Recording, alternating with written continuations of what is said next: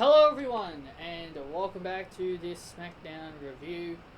We are celebrating, I wouldn't really call this celebrating, but we are, well, I guess they called it celebrating, so I guess we are, the death of Pat Patterson, a man who sadly passed away. Got a lot of tribute, they tributed him, a man who, Listen, I didn't know much about Pat Patterson. I do know he was the creator of the Royal Rumble, and he was the first man to ever become Intercontinental Champion. Other than that, that's really all I know about. That's really all I know about him. Outside of that, there really wasn't a lot I knew about Pat Patterson. So let's talk about SmackDown. We had Roman Reigns and Jey Uso start off the show. They talked about Kevin Owens, which led to Kevin Owens coming out later on and set up a big tag team match with Kevin Owens, and the Blue Collar Brawler is now his name, Otis, taking on Roman and Jey Uso later on in the main event. First match was Bayley, the role model, the captain. She took on Natalya, and we had a bit of a shocking upset victory here. Bayley loses. Bayley loses here. She taps out to the sharpshooter. Funny enough, that's the first time Bayley was ever locked in the sharpshooter. She's never been, and I think this is the first time Natalya and Bayley have ever faced each other. So the first time these two have ever faced each other, Bayley loses by submission. So add Bayley to the long list of women that have tapped to the sharpshooter. And she's become the second person ever to tap out all four members of the Horsewomen. Asuka tapped out Sasha, Becky, Bayley, and Charlotte. So Natalya now joins that elite list of women that have submitted the four Horsewomen. Bianca Belair was at ringside, and she started doing the clap, the undefeated clap, to mock Bayley for tapping out to the sharpshooter. I really am looking forward to this Bayley-Bianca rivalry. I am really looking forward to it. I think it's going to be a really good rivalry.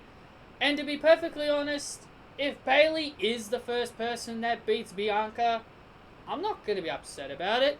I love Bayley. Bayley is awesome. I love Bayley. And, so I wouldn't really mind who wins.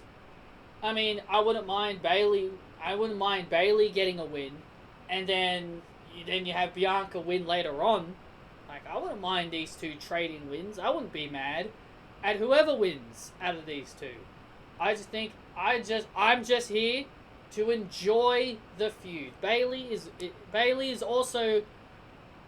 on a bit of a losing streak as well. Apparently, I've just found out that this was her 9th consecutive loss. I clearly did not know that. But I'm fine with it. You want to know why I'm fine with Bayley losing? It's because I feel like this happens to a lot of wrestlers. When wrestlers go on long title reigns, I feel like everyone goes through it. Maybe not Charlotte, but I feel like some wrestlers go through it. I feel like when they go through a long run, they gotta pay back the division. They gotta pay back the division, and they gotta start, losing matches to the talents over there. I would love Bayley to put over Billie Kay. I would love to see a match where Billie Kay is in the ring with Bayley, and Bayley puts over Billie Kay strongly. That'd be awesome. I would love that. I would love Bayley to put over Billie Kay. But I have no problems with it. I've heard a lot of people whinging and moaning about how Bayley deserves better. Look, I love Bayley, but come on. Really? Bayley's lost 9 matches in a row, and yes, that does suck as a Bayley fan, but I had no problems with it. to me, you're going to start a Bayley deserves better trend. But Bayley was champion for 380 days. She went on a year-long title reign, and you're going to tell me Bayley deserves better? Yeah, she definitely deserves better, because she just had a 380-day title reign. I'm just saying, I think that's a little bit ridiculous. I love Bayley, and I'm okay with her losing matches. I'm okay with her dropping several matches, helping the division. But Bayley, you should not be doing that. You should not be doing that. She was champion for 380 days. Come on. Come on. Don't be ridiculous. I am looking forward to this Bayley-Bianca Belair rivalry. And you know what's funny? Natalya tapped out Bayley, but now Bayley has to team up with Natalya at the Tribute to the Troop show. Yeah, that makes perfect sense. Yeah, I'm going to team up with the woman that tapped me out. Yes, it's a house show and nobody really cares. You know, it's a house show, whatever. But I just think that's really funny. I just think that's really funny that the person that Bayley lost to, she now has to team up with her. I'd love to see Bayley just turn on Natalya during the match, and that's it for Natty. But I guess we'll soon see soon enough. But come on, Bayley's good. You know, she's fine.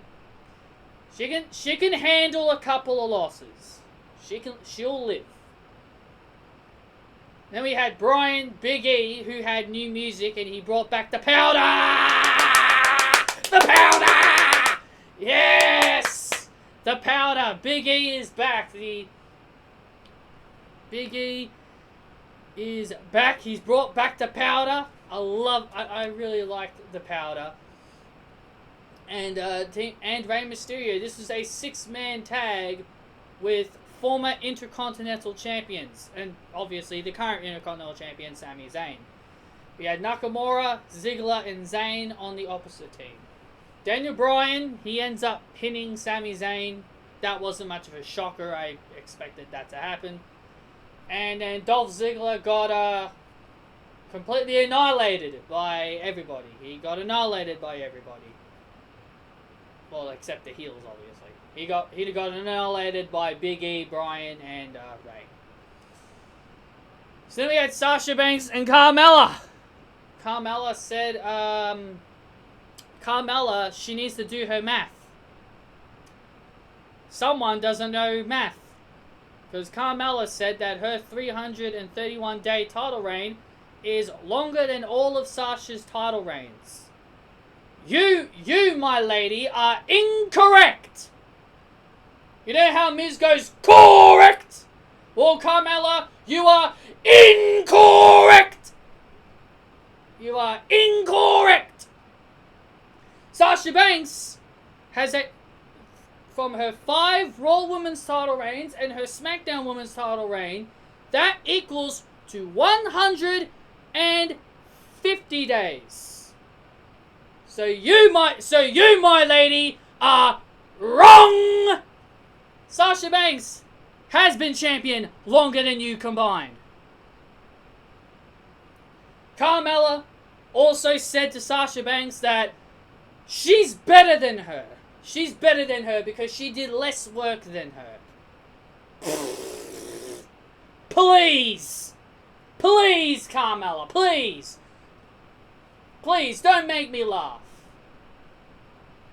Don't make me laugh, Carmella. Don't make me laugh. You stand absolutely no chance against Sasha Banks. 0. None. You better than Carmella? You, Carmella, better than Sasha Banks? Please, don't make me laugh. Speaking of that, everybody thought Sasha Banks was going to get rid of the when she turned babyface. Well, guess what? She still did it. She still did it. Yeah, it's a heel thing. The laugh is a heel thing. No, it ain't. It's a Sasha Banks thing. She'll do it whenever she wants to because she's the boss, the standard, the blueprint, the leader. So we get Sasha Banks and Carmella at TLC. Sasha Banks is going to destroy Carmella. She is going to destroy Carmella. She is going to send her back to catering.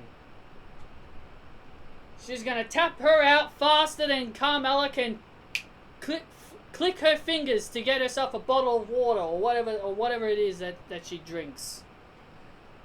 Sasha will make her tap faster than she can grab a cup of water.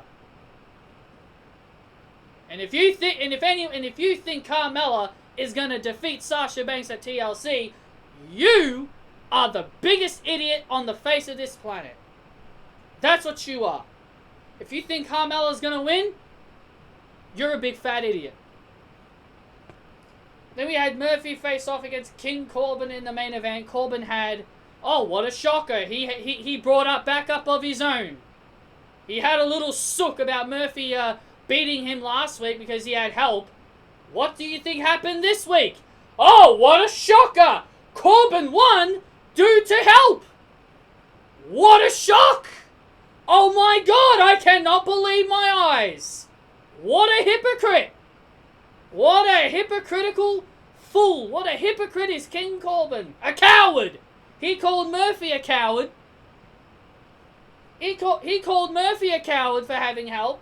So, Corbin, my friend, you are a coward. He had Steve Cutler and Wesley Blake with him, the former Forgotten Sons.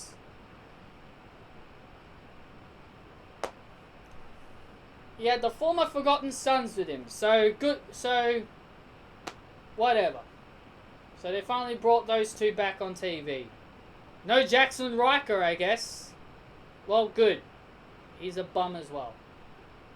But my point is, Corbin is a coward. He whinged and bitched about Murphy having help. And then he has Steve Cutler and Wesley Blake help him beat Murphy. What a joke. What a joke. And then our main event was Kevin Owens and the blue-collar brawler, Otis, facing off against Roman Reigns and Jey Uso. I believe Kevin and Otis won by disqualification because Roman came into the ring and locked the guillotine on Kevin. I think that's what happened. I think Kevin and Otis won by DQ. And yeah. And we're getting Kevin Owens versus Roman Reigns for the Universal Championship as well. We're getting that as well. So yeah, that was pretty much all SmackDown, guys. Yeah, a pretty short SmackDown.